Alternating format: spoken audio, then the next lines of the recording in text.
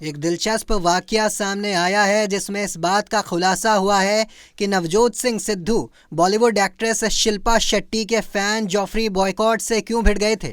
दिलचस्प बात यह है कि खुद नवजोत सिंह सिद्धू ने ही इस बात से पर्दा उठाया है। सिद्धू ने इस दौरान बताया कि कैसे उन्होंने टीम इंडिया में दोबारा कमबैक किया। सिद्धू ने 1987 वर्ल्ड कप का किस्सा सुनाया, जहां उन्होंने ऑस्ट्रेलिया की टीम के खिलाफ 73 रनों की पारी खेली थी। वो मुकाबला भारत सिर्फ 1 रन से हार गया था। नवजोत सिंह सिद्धू कहते हैं कि संकल्प लिया था कि इंडिया के लिए दोबारा ज़रूर खेलूंगा। शीश महल टूर्नामेंट में 7 शतक बनाए। दिल्ली में ऐसे छक्के मारे थे कि गेंदें गुम हो जाती थी।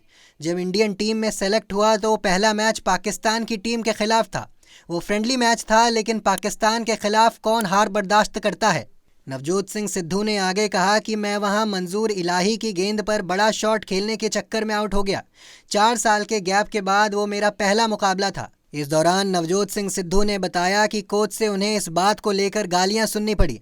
फिर सिद्धू ने 1987 वर्ल्ड कप का किस्सा सुनाते हुए कहा कि मुझे सुबह 6 बजे पता चला कि ऑस्ट्रेलिया के खिलाफ मुझे टीम में शामिल किया गया है।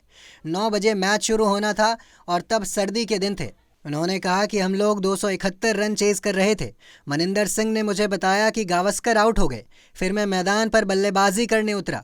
भीड़ भी काफ़ी उत्साहित थी। मैं उस वक्त खुद से बात कर रहा था। तब मेरे दिमाग में कोच की कही हुई बातें याद आईं। मैंने 5 गेंदें डॉट खेली।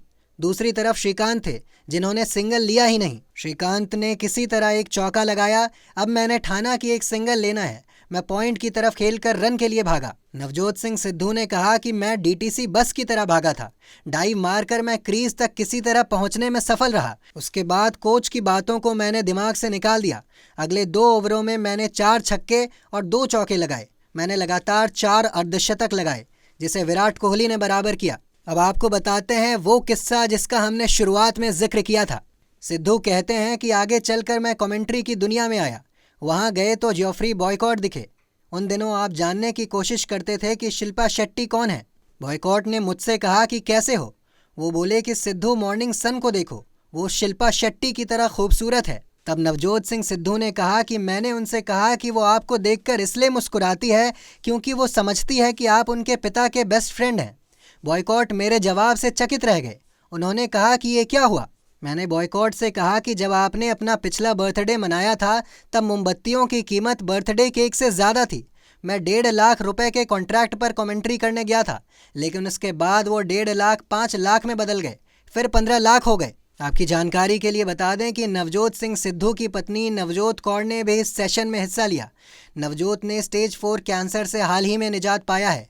नवजोत कौर ने कहा कि जब तक इंसान को बीमारी नहीं होती है तब तक उसे इस बारे में जानकारी नहीं होती है। वहीं नवजोत सिंह सिद्धू ने कहा कि उन्होंने अपनी पत्नी की लाइफ जर्नी को दुनिया के सामने रखा। उन्हें पूरा विश्वास था कि वो बीमारी से निजात पा लेंगी। बहरहाल नवजोत सिंह सिद्धू, शिल्पा शेट्टी और जॉफरी बॉयकॉट से जुड़ा ये किस्सा लगातार वायरल हो रहा है। देश दुनिया की तमाम खबरों के लिए देखते रहें punjabkesari.com। साथ ही कमेंट सेक्शन में अपनी राय ज़रूर दें।